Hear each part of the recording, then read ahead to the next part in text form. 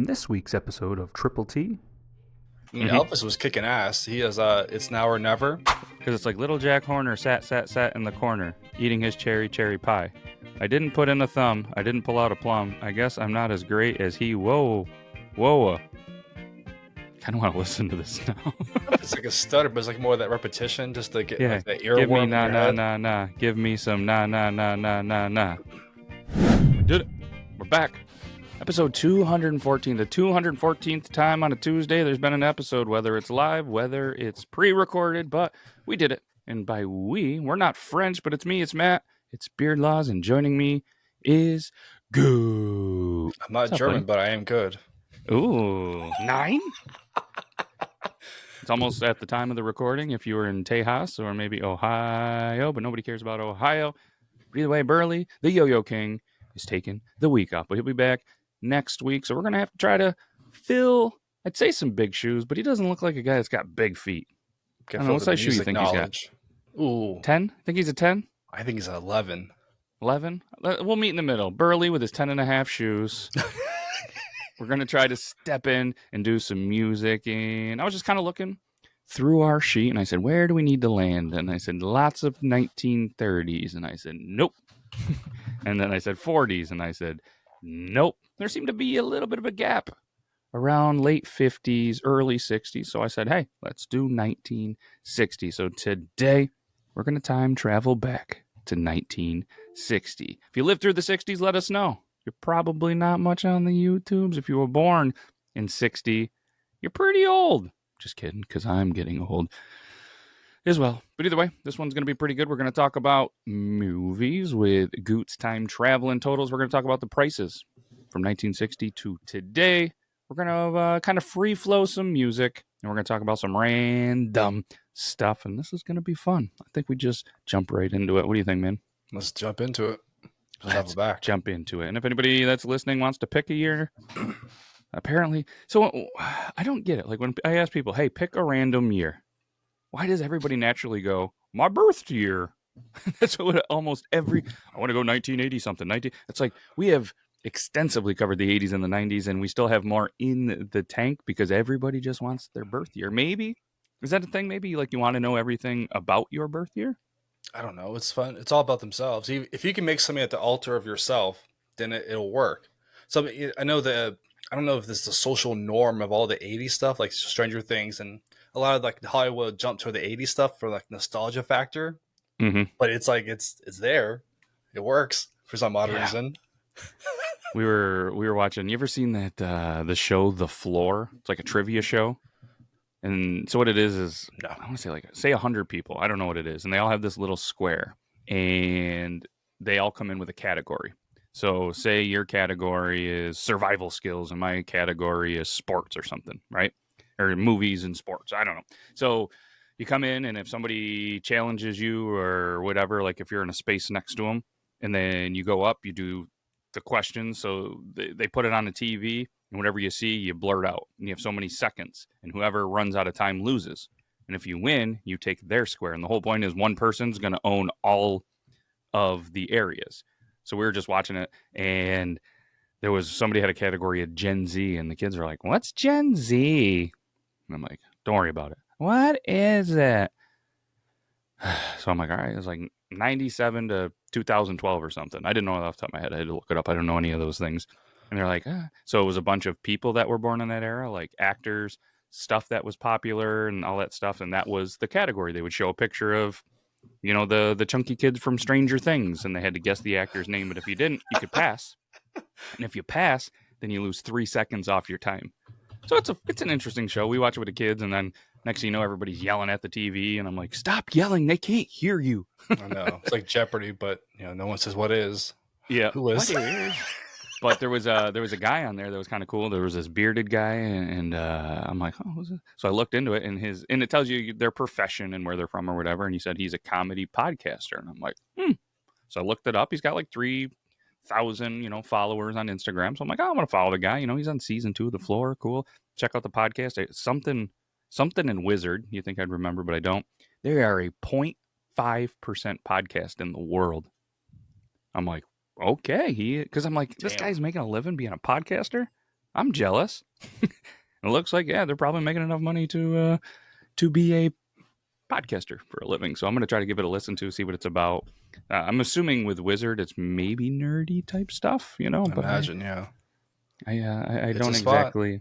Yeah, I mean, it could be good. I'm hoping it's not like Dungeons and Dragons because still can't really get down on this one. Let me see if I can find it. I was looking at birthdays. Wizard and the Bruiser. That's the name of the podcast. It says, fill your ears with education each week as the host tackle subjects from worlds of comic books, video games, anime and film, untold stories, bizarre facts, and crazed deconstructions will fly at you at dangerous speeds. Do not listen if you are pregnant or nursing. Make no mistake, this is the sweatiest podcast in human history. Interesting. The I'm sweatiest in. podcast. The I'm sweatiest curious podcast. of their comic take. How deep do they go? Yeah, and there's lots of different forms. Obviously we have Burley on here, who is, honestly, you guys know him as Burley. He's like that's his podcast character. He comes on with some dark humor. That's that Houston dark humor. Then there's clean humor. There's all sorts of different humor. I'm curious as well. I'm gonna listen to him. Their latest episode was called Sour Candy Fad. They put out 440 episodes, one a week. They've been at it a hot minute, So yeah, I'm gonna check it out. Not that we're looking for a shout out, nor does it matter, but it was something relevant. Stranger Things of all things. I know, That's right? what triggered that whole weird rabbit hole that I just went down. All right, now, if anybody is still listening, this is when we fire up the time travel machine and we send her. 1960, baby. Here we go. Burley's not around, so I'll do the duties. I said duties. While we're firing up the time machine, make sure you go to our friends of the show, Shinesty. Use code BEARD15. Check out Copper Gens. Use code BEARDLAWS. Go check out Fix Vodka and check out Vermont Flannel. And there's a portable bidet that I use, and I used it for the first time. Go check that out as well. Okay. Bye.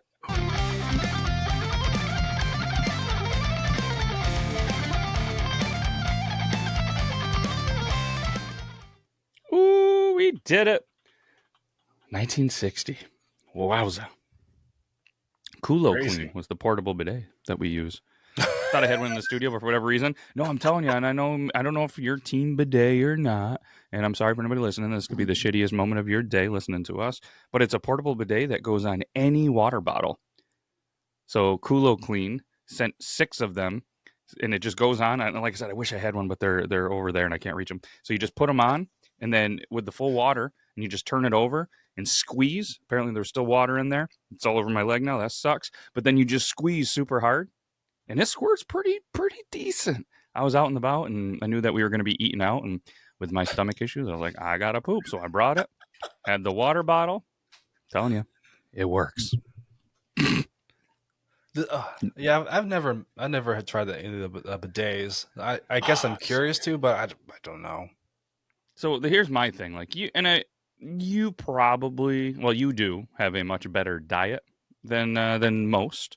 So maybe it's not an issue, but there's a lot of times in many lives, whether it was mine or people that I've talked to about it, where they take those dumps and it's like you wipe. It's like an never ending wipe that just doesn't stop. And that has to be from having a bad diet.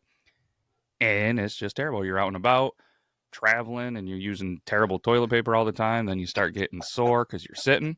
I'm telling you what, the bidet, it just dry, done. It's awesome. I'm telling you.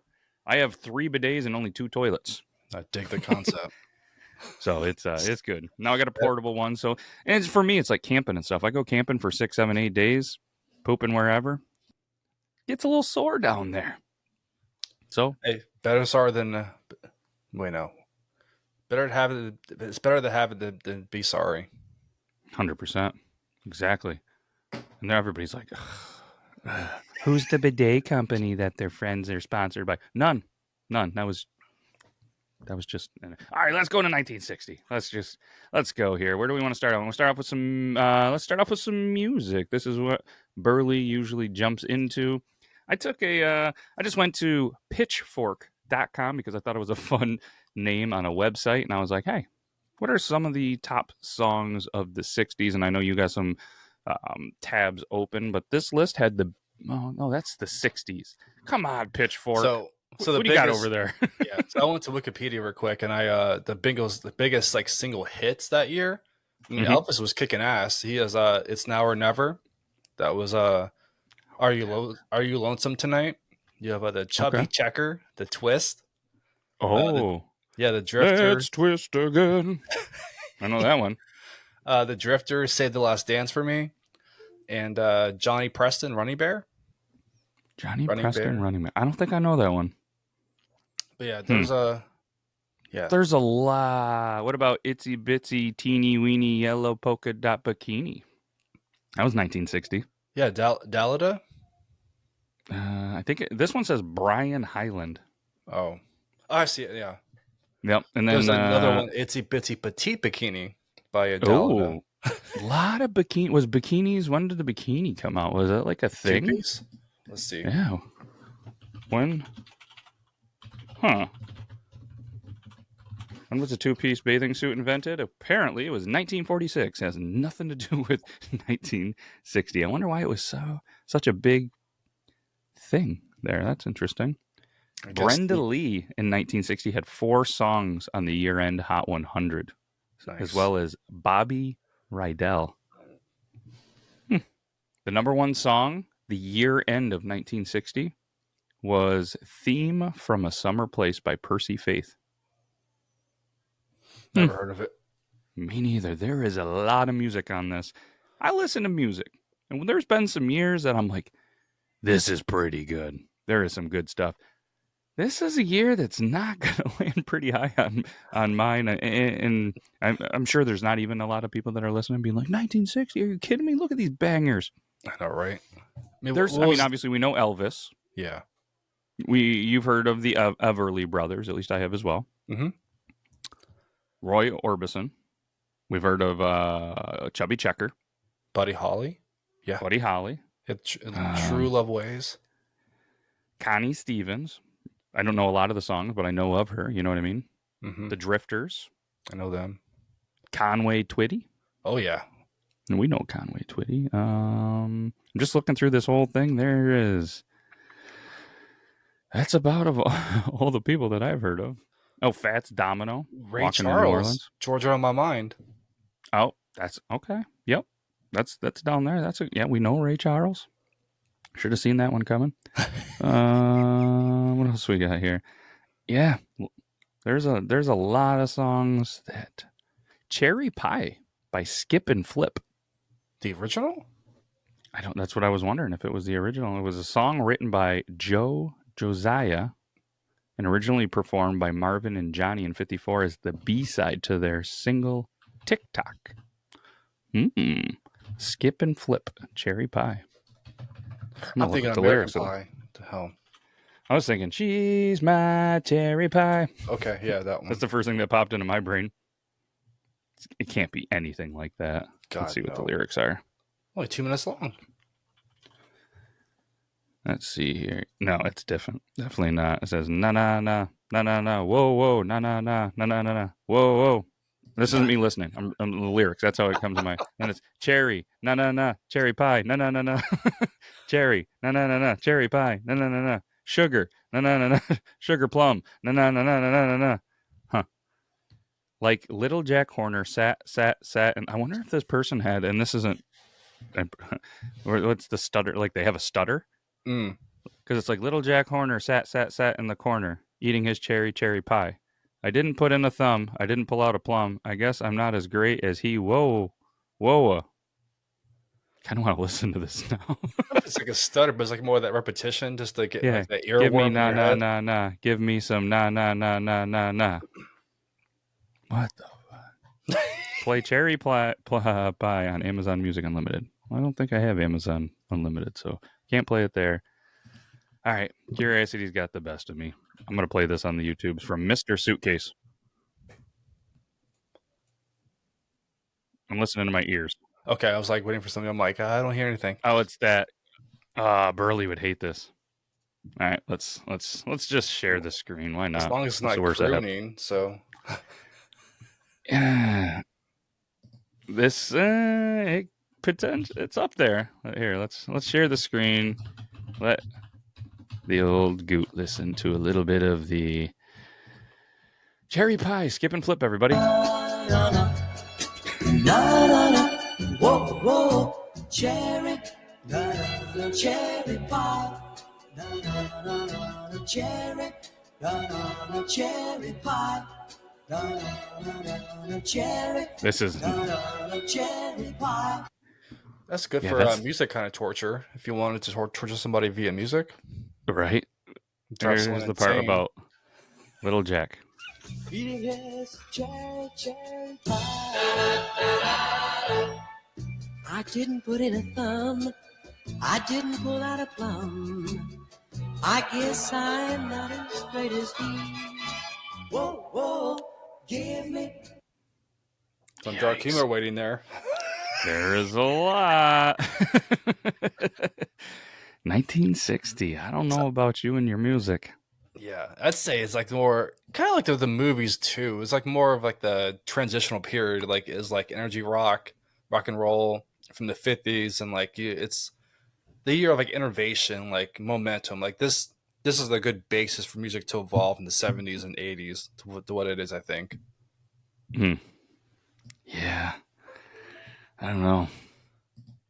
Gotta start I feel like somewhere. But it's wild though, because there is a decent amount of songs that you kind of hear. Like there's "Stairway to Heaven" by Neil Sedaka. And it's like, that you can't just name another song, "Stairway to Heaven." It was That written Pink by Floyd- Neil and Howard Greenfield. It was released on a 45 single and appeared in the 1968 album. Neil Sedaka sings "Little Devil" and his other hits. I wonder if Stairway to Heaven. I think Led Zeppelin. right? And that's the thing. Cherry Pie, you think, what is it? Not Twisted Sister. Who sang Cherry Pie back in the day? Or Cherry Pie. Def Leppard? I don't know. Warrant. It was Warrant. But it's so much different. I wonder if Stairway to Heaven, I wonder if Led Zeppelin took it from Neil. He's been known to do that. Good old Roger. Oh, yeah. Did Led Zeppelin steal Stairway to Heaven? Says no. But there was another song that name.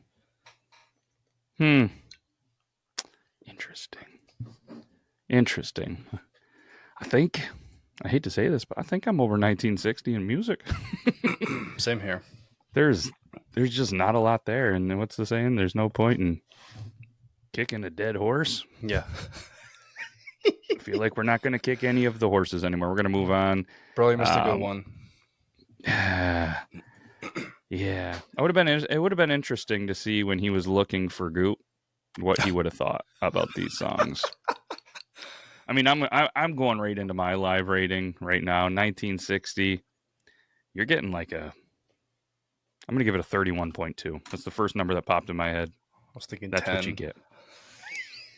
Yeah, it's not good. It's definitely eventually going to land probably in the bottom 10 of all of them. It's definitely not jumping into my top 10. So Heck no. All right.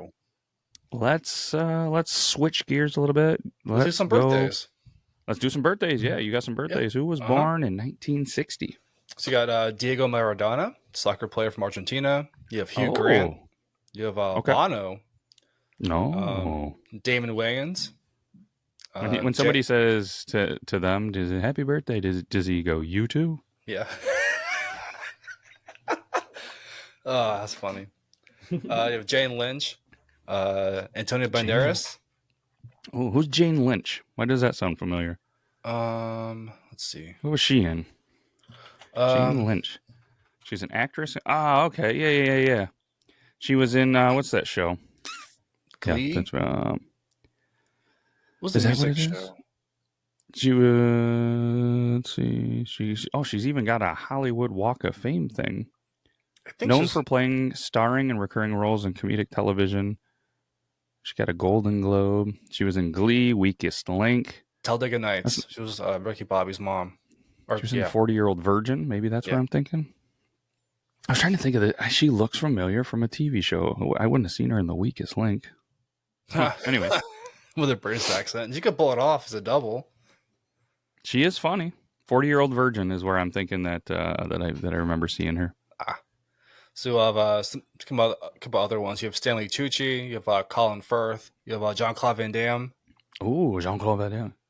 Him and Antonio Banderas. That maybe they're in the running for the toughest year that we've done for birth. Those two you wouldn't want to mess with in their prime. Maybe they're the next ones to fight Jake Paul.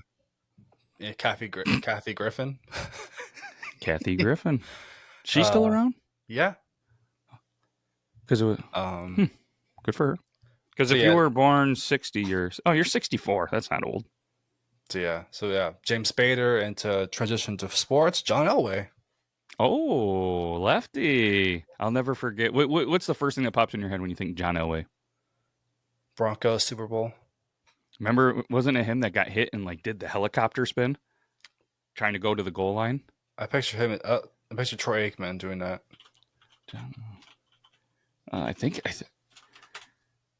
Yeah, it was him. It was Super Bowl 32. See if we can pull this up. No, can't apparently. Oh yeah, we can here. Close that out. It was John Elway. Super Bowl 32 will live forever. Here, let me pause this. Let me go full screen. If I can go full screen. This is the first thing that pops into my head. They're playing the Packers. Packers, okay. And then there's not going to be any sound, but Elway comes back. He kind of runs. He's from the 18-yard line. Goes in there. Boop! Helicopter. It's not like a terrible hit or a thing, but it's just when you're seeing John Elway running, I just love this. He gets he gets hit in 2 or 3 different directions and just spins like a helicopter. He goes high, they go low and around, and bloop. It's the worst spot to be in. Doing it for the bowl, baby, the Super Bowl. Bam. Landed right on that tailbone. He probably needed a bidet after. No, a few massages. Gonna be a little sore on the buttocks. Well, they won, so it was good. Didn't feel pain for a while.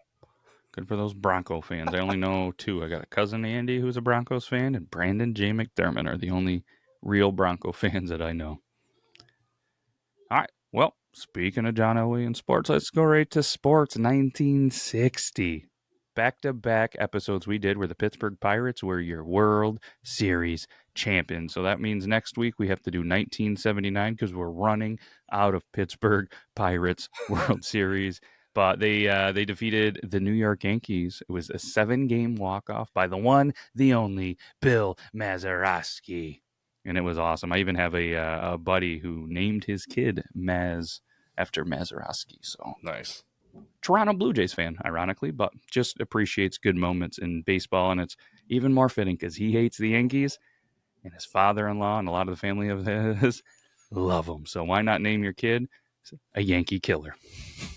Damn Beautiful. Right. Philadelphia Eagles defeated the Green Bay Packers. That's 2 times we've talked about Green Bay losing. They beat them 17-13 in the NFL championship game. National champion was the Minnesota Golden Gophers. Imagine Minnesota winning a national college football championship.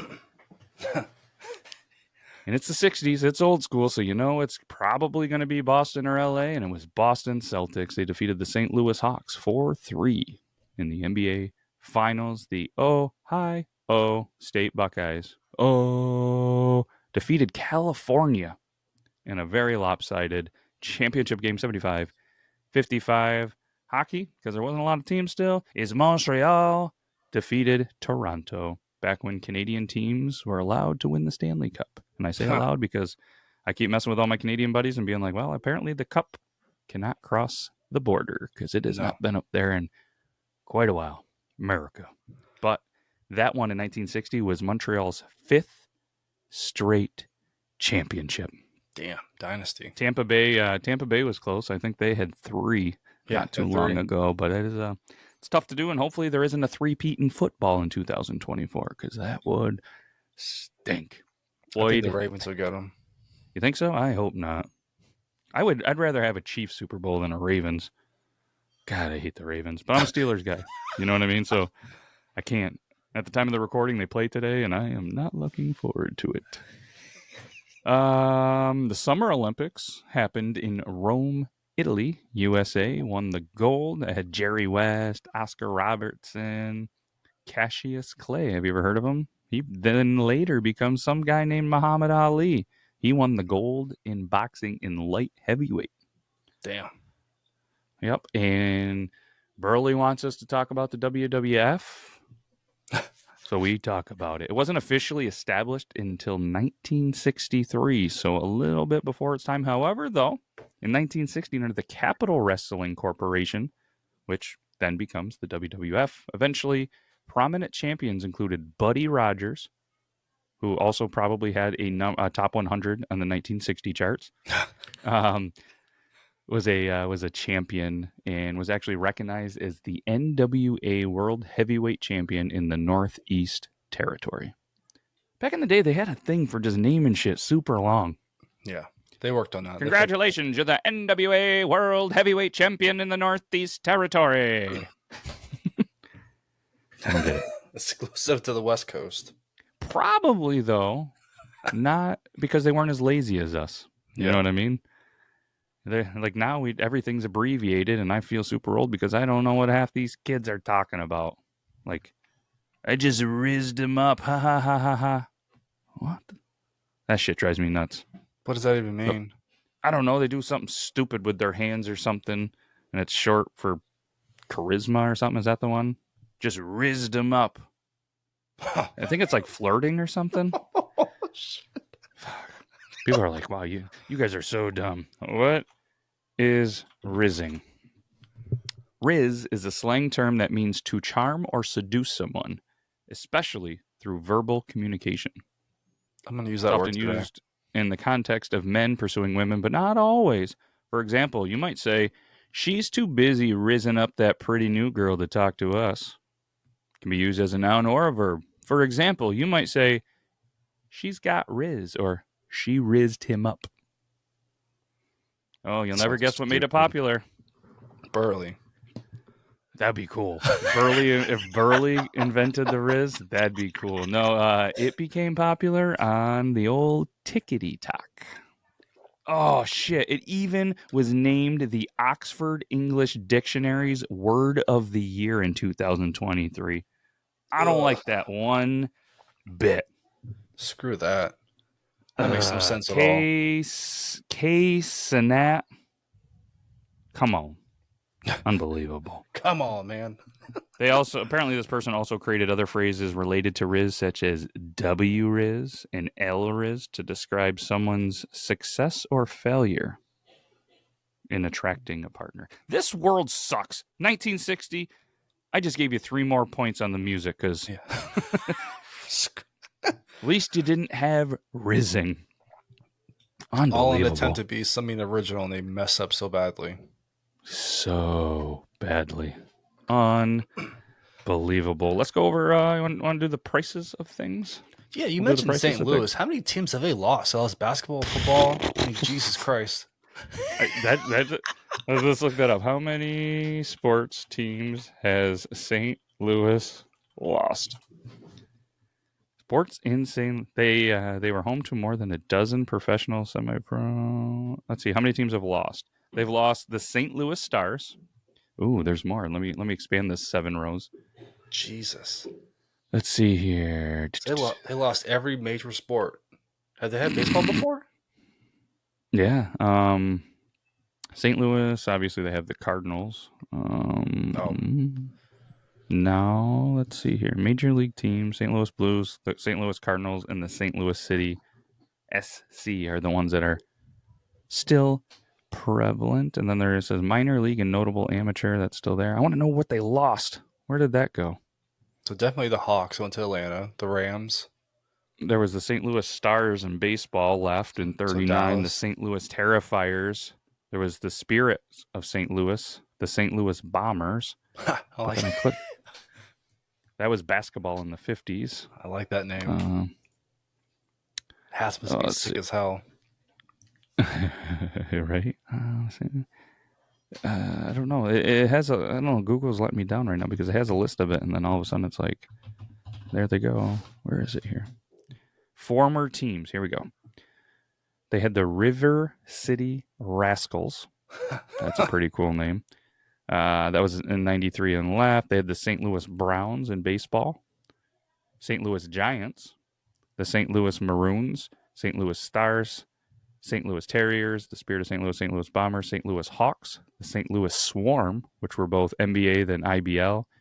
They lost an arena football team. That's when you know it's a low. The St. Louis Stampede. They lost an indoor professional football league, St. Louis Renegades, River City Rage, and Show Me Believers. They lost the Missouri Monsters, the St. Louis Attacks, River City Raiders, St. Louis All-Stars, St. Louis Cardinals in football, St. Louis Gunners, St. Louis Rams, St. Louis Saints, Missouri River Otters, St. Charles Hill, St. Louis Bandits, St. Louis Braves, St. Louis Eagles, St. Louis Flyers. Jesus Christ. They've lost a lot. I mean, and granted, this is from ice hockey to baseball to indoor soccer to even roller hockey. They lost the St. Louis Vipers. Rest in peace to them. Some soccer teams. They've lost a lot. They still got Budweiser, so. Budweiser. St. Louis has even had several recreational corkball leagues. Huh.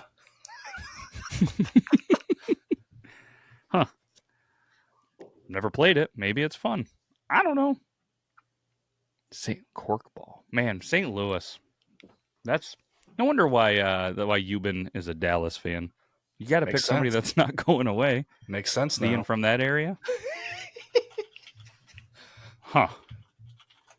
Interesting. All right. Let's do some prices of things. I was gonna. While we're doing that, I was just kind of looking up if there was like anything major or significant that happened in 1960. Let's see here. 1960, baby. All right. 10 random things. It was the first televised U.S. presidential debate. Birth control was approved. Was that Kennedy and Nixon? The laser was invented. It was Nixon and Kennedy, yep. Yeah. The U-2 spy plane incident. That's probably how they got the band name. Everything was stolen, apparently, from the 60s. First episode of The Flintstones premiered. Yeah. It was the first primetime cartoon series. And that's about anything that I think's cool from the 60s. Man on the Moon. Oh, that's 69. Sorry. 69. All right, prices of things, and then we'll get into some movies. A loaf of bread was 22 cents. We all know how much that cost today. A gallon of milk was about $1. Coffee per pound was about 75 cents. That'd be nice. I have to find stuff on sale for $4.99 these days. Dozen egg, 57 cents. So all you people that are crying that the egg prices were too high, imagine being in 1960. Movie ticket, speaking of 69 cents on average. Giggity. And we could watch it all day. All day. Price of gas, 31 cents. Newspaper, 10 cents. To buy a color television, $300 for a small set. Kind of seems a little bit high. You know what I mean? Nowadays, you can buy a 60-inch TV for probably $300. Yeah, Black Friday's around the corner. It'll be, just more bedlam for that. It'd be $200. Mm-hmm. And it's weird because a lot of people don't really use TVs anymore. I know. Tablets and phones. And remember growing up, don't sit too close to the TV. It's going to ruin your eyes. But now we do this all day. Ruin your brains instead. And VR headsets, baby. A lot of quality time there. Yeah. Maybe that's why Burley's not here. He's having a little bit too much VR time, you know what I'm saying? Got carpal tunnel. Brought to you by Timber-Rays. He can't come back. He's trapped. I can't use my mouse. Landline was about $2. What else we got? The average price of a house, $12,700. New car was about $2,600. To go to Harvard University, $1,500, and a stamp was 4 cents. If you wanted to buy a 6-pack of Coca-Cola bottles, 59 cents. Speaking of stamps, I heard that Dolly Parton will be on the forever stamp for 2025. Ooh. No, it was not Dolly Parton. It was damn it, she's died before her 100th birthday. It was doing the Golden Girls. Different name. Let's see here. I don't know. Betty White. Betty White. National Treasure. That's right. Why didn't I think of that? It's okay. It's our brains aren't firing all cylinders. But I was going to say real quick with the inflation rate, between 1960 and today, it has increased almost 900%. That's meaning a scary. dollar in 1960 is roughly $10.50 today. Wow. But technology, manufacturing advances have also significantly changed how prices evolve beyond inflation. So It's scary. It's only been 80 years. 64 years. Unreal. Man. Back in my day. All right, brother. I say we jump into some movies. Oh, right. Let me clear my throat. Boom. So, yeah, movies. Best actor, you have Burt Lancaster for Elmer Gantry. Never heard of that. But I put Is that best... how they named Glue? Elmer's Glue? After Elmer Gantry? It makes sense to me. I'd buy it. Best supporting actor that year was Peter Ustinov for Spartacus. Directed by... my brain is... Yeah, I'll come up later. Best actress is Elizabeth Taylor for Butterfield 8. And best picture was The Apartment. Huh. Yeah, the runner-up was The Alamo. And it confused me to how John Wayne didn't win for The Alamo. Because he produced and directed it and starred in it. So it blows me away. You don't have people doing that much anymore these days. Maybe Ben Stiller. T. West just recently did it. It surprised me. He edited and directed the recent movie Maxine. Was he in it too? He has like a little cameo in there. Gotcha. But Not like the old John Wayne, though. Exactly. That Like is you said. wild to think about. Well, I guess, I mean, we got our friend of the show, Ethan Henry. Mm-hmm. Severance Mountain, baby. Filmed, co-wrote, starred, edited, did it all. Go check it out. It's on Amazon. I know it's not creepy season, but it's always good to mix it up. I know some of us... Gonna be out there in Christmas the woods. season. It's wood season. It's wood season, all those hunters.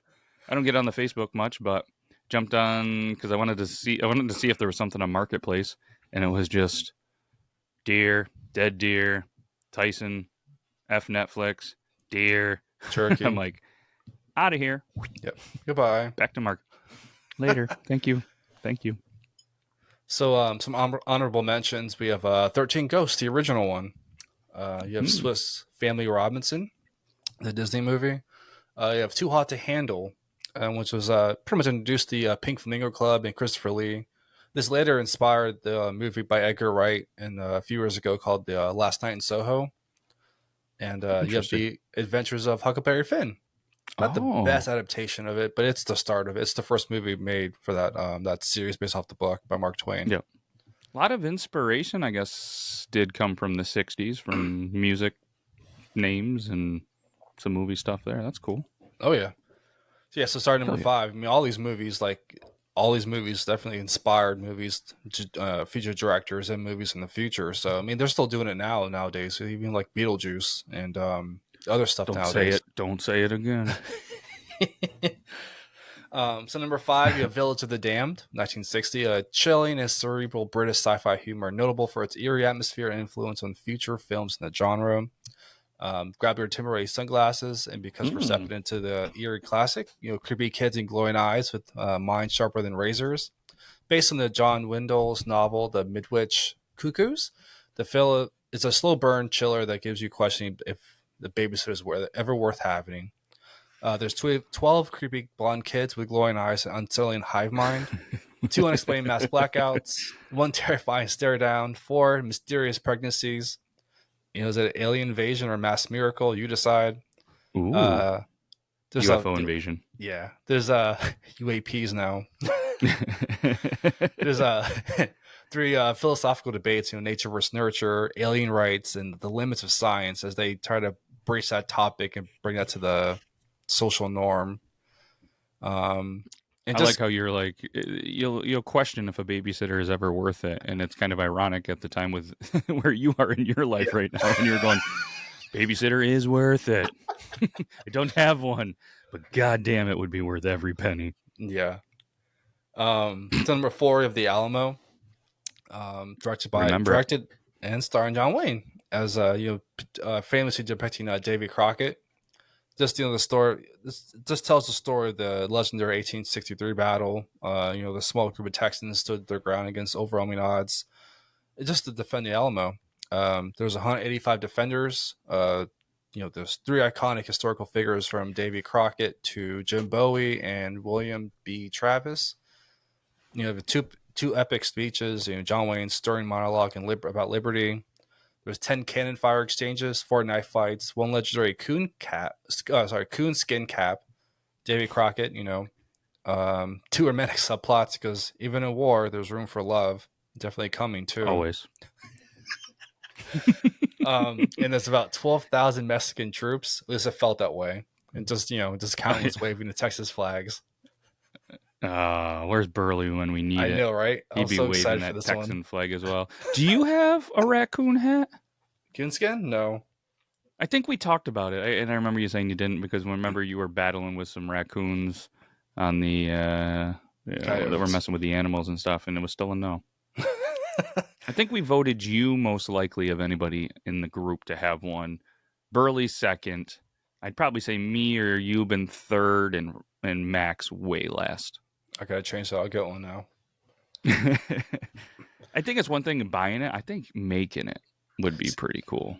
I want the lion's head. Like how The Rock is like Hercules? He has like that lion's head as for a hat. I'd kill for that.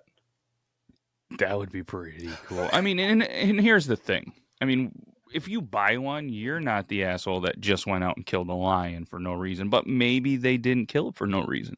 Maybe it was like do or die. Maybe they were hungry, and they did that. But interesting. So, okay.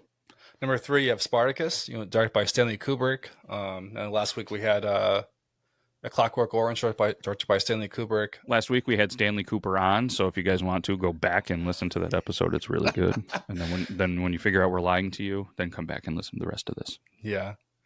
So this stars Kirk Douglas in the epic tale of this rebellion and gladiators. Obviously, this sets up, the inspiration for Ridley Scott's Gladiator with Maximus Aurelius and that epic storyline. What makes these so awesome? It doesn't matter what kind of movie you're in. Movies like Spartacus, 300, stuff like that, they're just so damn good. Do you think it's because we appreciate not having to potentially be in some of these battles, or you know what I mean, or live through those times, or I don't know. They're good. These are great movies. The scenery, the acting, just the fact that the actors can they can feel their scenes, and they eat the scenery, and they deliver their lines perfect. They're in the moment, and they're just pretending they're living in it. And I think I'd do pretty well as a Spartan, or if I was a gladiator, I think I'd be in that scuffle. I mean, most of this was always European type culture, right? There was obviously the Roman, you know what I mean? You depict that. There was never really any of this stuff happening in North America, right? No. Man, we sucked at that time. Why couldn't we have some cool, I got on this deep dive of this. I forget the name of the podcast. It was probably a bad story, but of all the crazy stories of, our history lying to us, and how awesome the architect and the buildings and stuff were in the 1800s and stuff like that. And then all of a sudden it's burned down. And it shows all these examples of these. There was one in Galveston, Texas or whatever that survived hurricane after hurricane, rarely any damage. And then all of a sudden it's gone. And it's what? And then you look at this modern architect and you're why do we suck? We have gone backwards in our building. Yeah. That's the thing. But I mean, you still look at some of these arenas and the stuff from, the gladiator days, and they're still almost probably as good as it was back then. It's unbelievable. The Egyptians, the Sphinx, the pyramids. I mean, there's countless wonders across the world that still exist. It's crazy. Sorry, I went on another tangent. They're fine. Thank you. Three massive battle sequences between the gladiators, shields and spears galore. It was just an amazing movie. Just the amount of attention to detail that Stanley Kubrick put behind these movies, and just what he put on screen. Because these movies, he put so much time and effort into the the script and like just the whole scenery, just to make sure it was perfect. Yeah, he was, you know, the shine. You think of him for that, and like just everything he did for like Shelley Duvall, and but he got what he wanted. Now that movie will live forever in history. So, Mm-hmm. number two, we have The Magnificent Seven. It's a classic Western remake of the Akira Kurosawa Seven Samurai. Oh, This did film- you practice that? Because that was good. That was No. good. I couldn't do that. Do I you think it's related to JoJo Siwa? is she still alive? Distant. Yeah. Mm-hmm. Oh, Burley's hoping so bad for her. No, yeah, I spent some time in South Korea, and like I've always wanted to go to Japan, so it's I see those names, it just rolls off my tongue. Son of a bitch. Nothing. No names roll off my tongue other than John Wayne. Yeah. So it just heads to the Wild West. I'm gonna say Wild West. Wild The Wild West. Yep. It's directed by John Sturgis, and this is an all-star cast at this time. Just redefined westerns and gave just unforgettable gunslingers in cinema history. Just incredible. Like again, like they chew the scenery. The scenery is perfect. They fits that time period for what they're going for. There's 7 gunslinger heroes. This one iconic Elmer Bernstein score. Even the score, like it's just perfect. The music, the silence, the battles, and the music that was played at appropriate times to make you more invested into the movie. That's a big thing in a good movie. There's 3 epic shootouts. Before we came to record, sorry, Yeah. The wife and the girls were firing up the Barbie movie, and I was so excited to leave that damn house. Oh yeah, I will not watch that movie. My wife has mentioned about watching it. I'm like, well, I'll get me and my son, and we're gonna get the hell away from here as far as we can. They went out, it was kind of the thing, the timing. By the time we have like 1, maybe 2 theaters around here. They're older, so the timing wasn't great, and they have been wanting to see it. And I felt bad, you get that bad dad guilt trip where it's like, all my friends have seen it, I haven't. So I'm like, rent it off Amazon. We'll pay the $2 or $3, watch it, enjoy it. I'm in the studio with the boys, sipping right. vodka like a man. And last stat for there's at least 10,000 rounds of ammo fired in that movie, so it makes Which in a Western, action.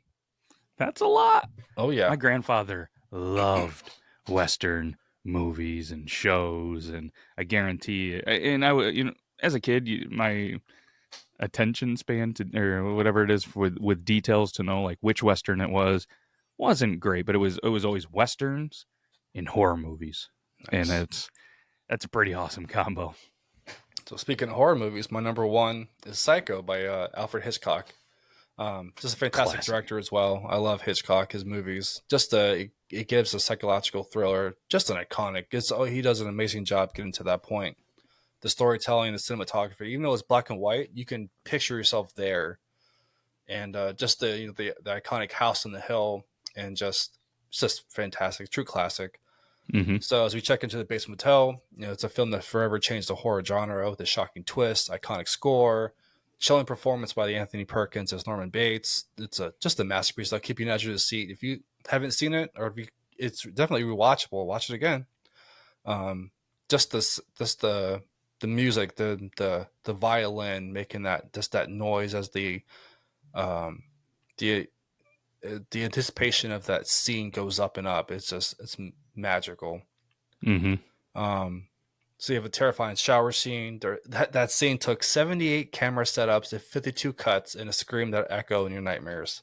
78 camera setups? Yeah.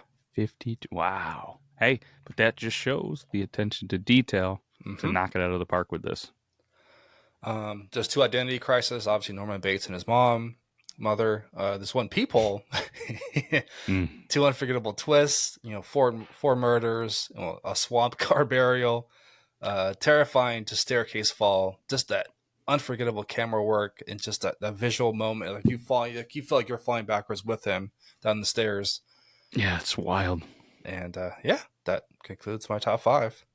That's a good one.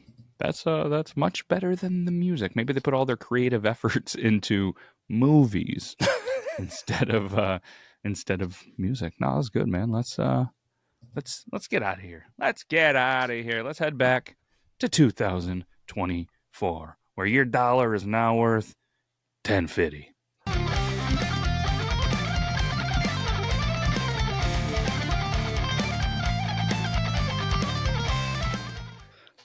I was waiting for a 350 reference. About 350. 1960. I thought it was going to be better. You always hear of all the great things with 60s. We've done some other years that were really good in the 60s. This one just... The movie's pretty high for me. Yeah. Yeah, the movie is not bad at all. Music, not so much. Before we get over here, I mean, before obviously we don't have Burley on the show this week or last week, so we got to wait for his rankings anyways. But let's just go over our top 10 music, because we've been keeping track of every single episode that we do, and then we'll do our top 10 movies. Where are we here? Number 10 for music is 1993, then 1991, 1989, 1983, 1977, 1994, 1997, 2008, 1974, and our number one ranked music year of all times is 2000, holding strong. It was definitely not, surprisingly not Burley's highest ranked. It was Gute's highest, and it is my highest as well. And it's only not Gute's by 1/10 to 1974. Man, what a good year. So our average score with 2000 was 93.5. 1974 second with 91.6. Top 10 movie years. Starting at number 10, 1981, 1983, 1991, 2012, 2000, 1974, 1989, 1993, 1997, 1994. 90s, big years for the boys. Triple T. Heck yeah. Yeah. Gute's highest ranked, 1994, and Burley's as well. And my highest ranked was in 1997. Solid. 93.36 was our movies. So 1960, not sure if it's going to crack the top 10. Definitely not music for me. We'll see where it lands with movies, and we'll recap. What did we do last week? 1971. I was checking too. I was updating the sheet as well. I was like, look at the notes, going, oh yeah, I can remember now. Yep. So we'll update those, and we'll get you something cool back for next week. So, like I said, I loved the music for 71. Was one of my highest ranked. I really, really enjoyed it, and the movies, decent for me. It was I ranked it a 71.1. It was good. And I mean, I'm not the best music critic either, but I listen to more music than watch more movies. But that's all we got. We'll be back next week with another year. If you have a year you want to suggest, send it over quickly so we have time to do our research, and hopefully Burley will be back. If not, you're stuck with us studs. Keep the show rolling. Keep it rolling. The show must go on. Rolling. All right, brother. Appreciate you, Goop. Hope you have a good rest of the day, rest of the week. Love you, brother. We'll see everybody next week. Till next Keep Tuesday. Your sticks on the ice. Roll Hugs and kisses to all your pink parts. Okay, bye. Later. From the streets to the block, jazzy beats rhyme so tight, we'll make your head nod. Triple T crew taking over the game, y'all better applaud. Step into the cypher, feel the vibe, we got the style. Representing hip-hop, going the extra mile. From east coast to west, we break it down the walls. Triple T Podcast, we here to answer the call. Triple T in the house is the call.